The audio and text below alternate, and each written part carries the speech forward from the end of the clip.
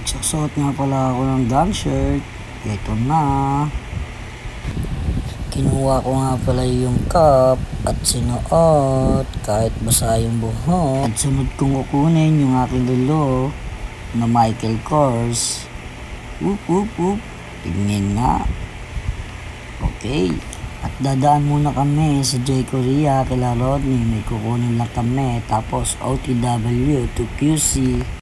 At nandito na pala kami sa Bolivar. Dito ang malinis na pamamaraan para sa diskarte na legal.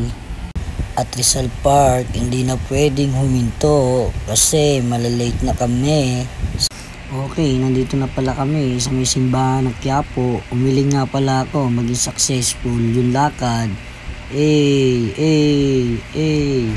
Galing pa akong QC, naka-hoodie. Napahanap pa ng pusi, di mabuti. Ay, wala pala akong pusi. Malapit na pala kami kay Par. What's up, Par? Kamay mo muna ako. Nice. Ito nga pala yung gang shirt mo. Napakaganda niyan. Tinanong ko nga pala siya dyan kung saan siya naka-hood. Doon daw siya nagpiarem sa 8 Brothers na taga Caloocan. Shoutout nga pala sa Caloocan Hood.